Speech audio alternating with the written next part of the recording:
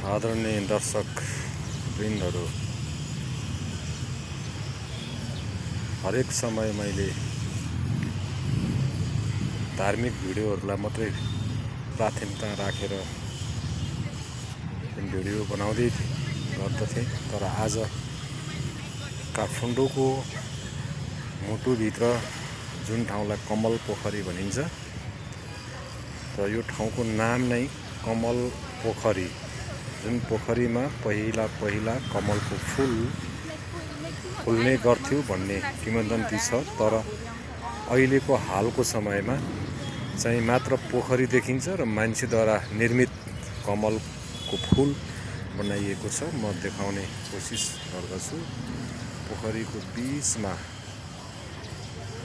बनाइएको छ त्यो कमलको फूल।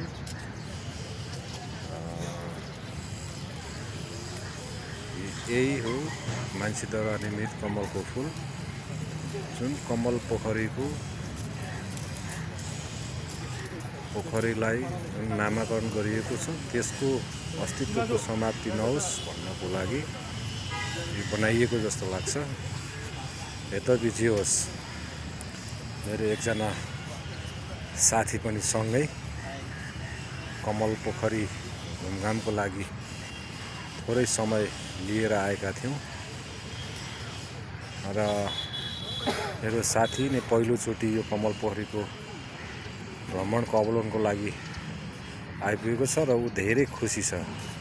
म साथीलाई थोरै सोध्छु है त केही कुराहरू। मित्र, तपाईलाई कस्तो लाग्यो यो कमल पोखरीको भग्नावशेष, जुन अहिलेको अवस्था?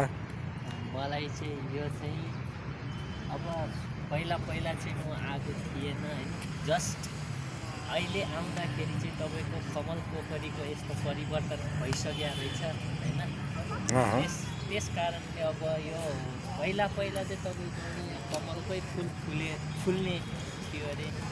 त्यो चाहिँ अब त्यो इतिहासमा अहिले चाहिँ तपाईँको अब त्यसको ठाउँमा बिचमा एउटा चाहिँ कमलको फुलको चित्र बनाइएर यहाँ चाहिँ बिचमा बनाएर राख्नु भएको रहेछ। यस एकदम रमाइलो ठाउँ रहेछ, खुसी लाग्यो। यसको मतलब तपाईँ सन्तुष्टि हुनुहुन्छ? एकदम म यसमा धेरै खुसी छु, एकदम सन्तुष्टि पनि छु। जस एउटा खुसी लाग्दो कुरा चाहिँ के छ भने, यो कमल पोखरीको वरिपरि जुन एउटा सफा दृश्य देख्न सक्छौँ हामी, जहाँ कतै पनि त्यस्तो खालको फोहोरहरू भेटिँदैन र एउटा सौन्दर्यताले भरिएको यो कमल पोखरी, थोर बहुत माछाहरू पनि खेलिरहेको देखिन्छ। र यो सौन्दर्यतालाई काठमाडौँको एउटा परिवर्तनको रूपमा हेर्न चाहनुहुन्छ? कस्तो लाग्छ तपाईँलाई? अब यो चाहिँ अब जस्तै अब यो परिवर्तन त अब हुनै पर्छ, अब भइरहेको पनि रहेछ होइन। मैले देखे अनुसार चाहिँ यो पोखरीमा खासै फोहोर पनि छैन। नगरपालिकाहरूले बेलामा सफा पनि गरिराख्नु भएको रहेछ। त्यसको लागि अब उहाँहरूलाई पनि धन्यवाद दिन चाहन्छु। र यसमा अब हेर्न सक्नुहुन्छ हजुरहरूले होइन, अब यो खासै त्यस्तो फोहोर चाहिँ छैन। अब यहाँ पोखरीमा तपाईँको माछा पनि छन् होइन, ठुला माछाहरू पनि ओडिराखेका छन्। त्यसैले यो पोखरी चाहिँ एकदम सफा छ र सुन्दर पनि छ। ठिक छ, खुसी लाग्यो तपाईँको अभिव्यक्ति। दर्शक वृन्दहरूले यसको क्रिया प्रतिक्रिया त दिनुहुने नै छ, आशा छ।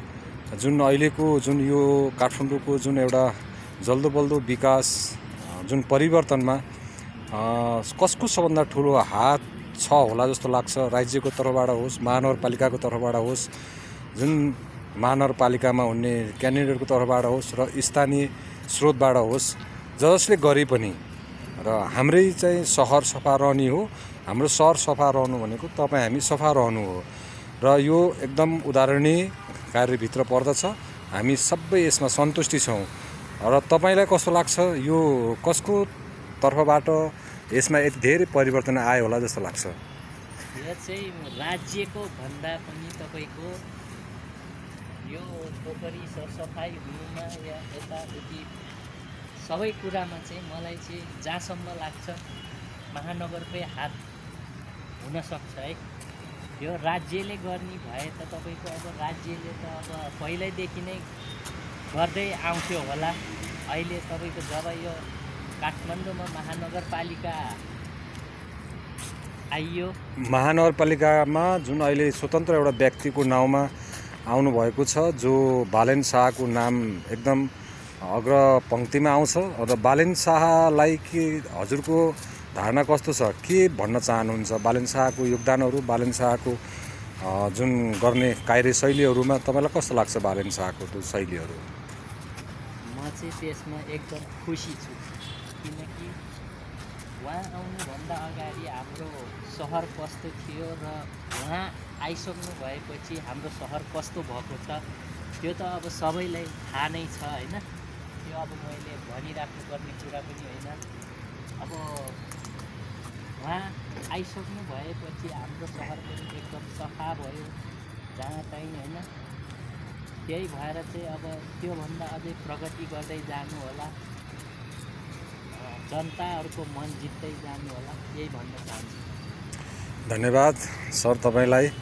र तपाईँका दुईटा छोटा मिठा अभिव्यक्तिहरू प्रस्तुत गर्न सकेँ, म धेरै खुसी छु। साँच्चै नै हो, हेर्नुहोस् दर्शकवृन्दहरू, र अहिले पनि पुनर्निर्माणको कार्यहरू भइरहेका छन्।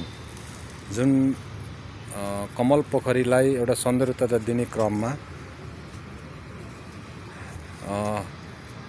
यता कता बाँकी छ जो पुनर्निर्माणको कार्यहरू देखिन्छ। कमल पोखरी अगाडिको म्यारिट होटलको साथमा जुन जेन्जी आन्दोलनमा जुन आगलागीबाट क्षतिग्रस्त भएको हिल्टन होटल पनि कमल पोखरीकै पासमा देखिन्छ। मैले घुमेर भइरहेका प्रगतिको बारेमा, भइसकेका कार्यहरू र अझ यो सम्पन्न भइसकेपछि यसको रूप त साँच्चै नै फेरिनेछ, यति सुन्दरता हुनेछ। मलाई लाग्छ यो कोसिस विवाह गर्न लायकको एउटा केटी मान्छेलाई सजाइएको, अनि विवाह गर्न लायक हुने क्रममा जुन हामीले बरियातको रूपमा जुन हामीले साधन युज गर्छौँ, जुन साधनलाई सजाइन्छ फुलले, चेलीहरूलाई गहनाले सजाइन्छ भने त्यो साधनलाई फुलले सजाइन्छ। त्यस्तै एउटा सौन्दर्यताको प्रतीक हो, देखिरहेको छु। खुसी लाग्यो र योभन्दा उन्नति प्रगति हुँदै जाओस्, यही शुभकामना महानगरलाई र राज्यको तर्फबाट, राज्यहरूमा माथिल्लो ओहदामा रहनुहुने हाम्रा सम्पूर्ण राज्यका प्रतिनिधिहरू सधैँ यस्तै विकास, सधैँ यस्तै सरसफाइ र हरेक नेपाली मनमा अट्न सक्ने गरी जुनसुकै ओहदामा रहनुहुने हाम्रा राज्यका माथिल्ला ओहदाका हाम्रा प्रमुखज्यूहरूलाई यही भन्न चाहन्छु। र यस्तै प्रगतिको आशा अपेक्षा हामी नेपाली जनताहरूले गरेका छौँ र सुख समृद्धिका साथ बाँच्न सकौँ, जिउन सकौँ सारा नेपालीहरू। यही आशा र भरोसाका साथ यो एउटा सानो क्लिप दर्शक महानुभावहरूको सामने प्रस्तुत गर्ने जमर्को गरेँ र यसका राम्रा नराम्रा पक्षहरू हुन सक्छन्, त्यसलाई सच्याउने एउटा आधार निर्माण गरिदिनुहोस्। कमेन्टमा नराम्रो नगरिदिनुहोस् र सुधार्नुपर्ने कुराहरू केही छन् र देखियो भने त्यो सुधार्नुपर्ने विषयवस्तुहरूलाई सम्प्रेषण गरिदिनु होला। कमेन्टको साथमा भनिदिनु होला, लेखी पठाइदिनु होला भन्दै म आजको यो सानो क्लिपका साथ बिदा हुन चाहन्छु। धन्यवाद, नमस्ते।